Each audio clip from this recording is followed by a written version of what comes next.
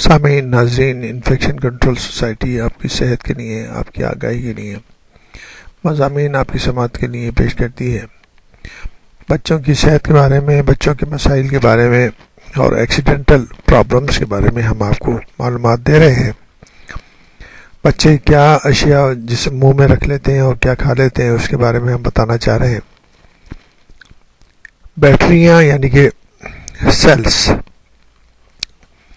پرانی قسم کی بڑی بیٹریاں جو ٹارچوں اور کھلونوں میں استعمال کی جاتی ہیں، ان میں سے پینسل بیٹری شاذ و نادر ہی بچے نکل سکتے ہیں، لیکن اس وقت جو چھوٹی گول بیٹریاں جن کو بٹن بیٹری بھی کہا جاتا ہے بہت زیادہ استعمال ہو رہی ہیں۔ یہ بٹن جیسی چمکدار بیٹریاں بچوں کے لیے پرکشش ہو سکتی ہیں۔ اس قسم کی بیٹریوں کے نکلے جانے کے متعدد واقعات سامنے آ چکے ہیں۔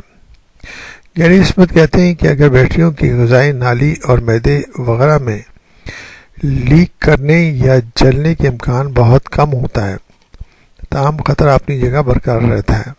اگر کوئی بچہ بٹن بیٹری نگل لے تو والدین کو فوری طور پر اسے اسپتال کے ایمرجنسی روم میں لے جانا چاہیے۔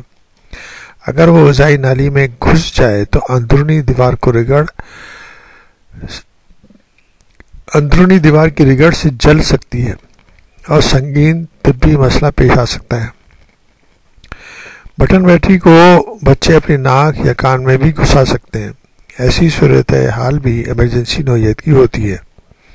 اگر بٹن بیٹری غذائی نالی میں نہیں پھنسی تو ڈاکٹر اس پر نظر رکھتے ہیں اور غذا ہضم کرنے والے راستے سے اسے گزرنے کا موقع دیتے ہیں۔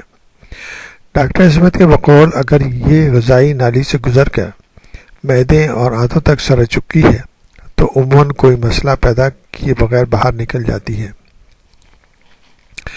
لیکن بہرحال بچے کو آبزرویشن میں رکھنا چاہیے اور پیرنٹس اور ہاسپٹل کے لوگ اسے آبزرویشن میں رکھ کر اس مسائل سے اور اس کے جو بٹن بیٹریز کے مسائل ہو سکتے ہیں اس سے بچے کو بچا سکتے ہیں۔